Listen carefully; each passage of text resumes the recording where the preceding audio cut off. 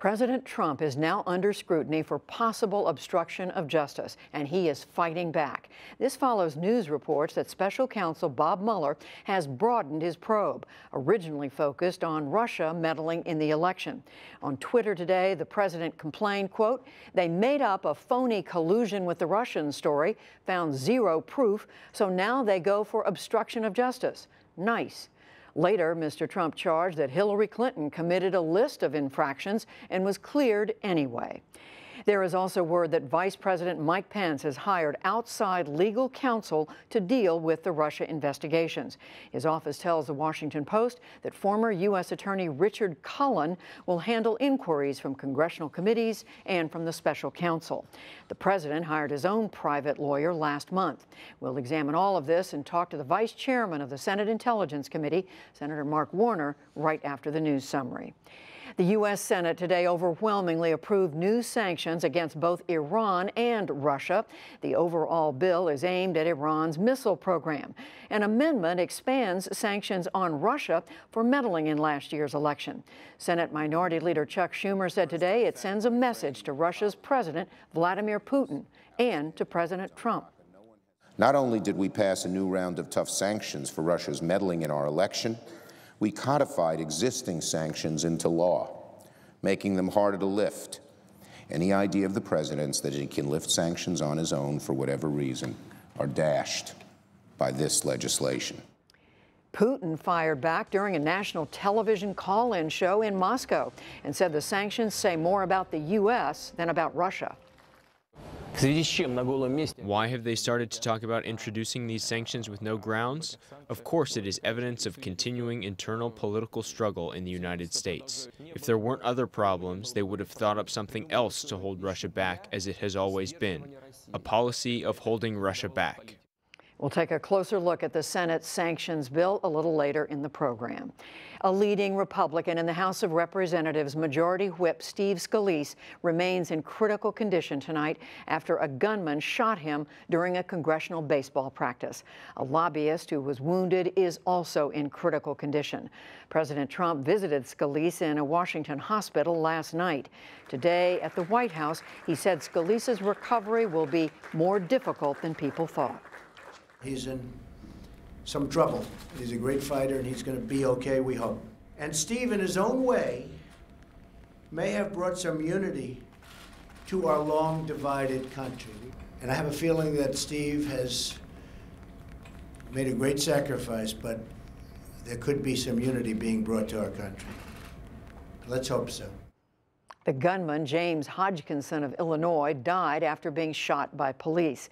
Meanwhile, the annual congressional baseball game is being played tonight, raising money for charity. The American college student released from North Korea and now in a coma has a massive loss of brain tissue. Doctors at the University of Cincinnati Medical Center said today that Otto Warmbier suffered a severe neurological injury. They could not say if he was beaten. Warmbier's father condemned the North Koreans, but said the family wants to move on. What I would say to the North Korean regime, I would say, I'm so proud of Otto, my son, who has been in a pariah regime for the last 18 months, brutalized and terrorized, and he's now home with his family. And I'm just tremendously proud of Otto. His spirit is with us. The State Department now says that a U.S. diplomat who went to North Korea to secure Warmbier's release also contacted 3 other Americans being held. The department would not comment on their conditions. In London, rescue crews have pulled more bodies from a burned-out apartment tower. The death toll in Wednesday's fire reached at least 17 today amid rising outrage. Paul Davies of Independent Television News has this report. A second dawn brought no end to the agony. There are no flames now, but this smouldering shell that was once home to so many families still holds an unknown number of their bodies. Fire crews believe in flats not yet safe to enter.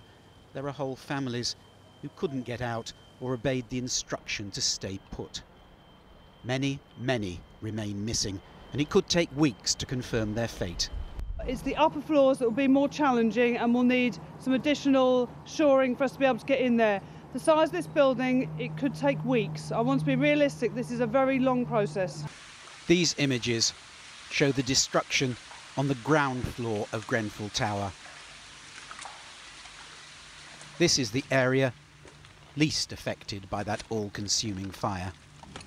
As this photograph shows, it gets worse as you go up. Very few escape the higher floors.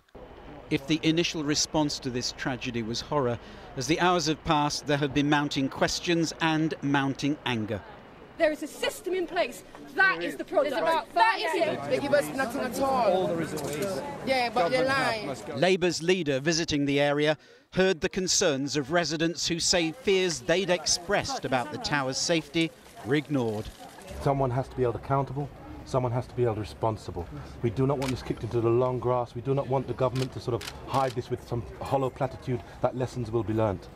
The Prime Minister paid her own private visit to Grenfell Tower this morning and was criticised for meeting only the emergency teams and not the local community.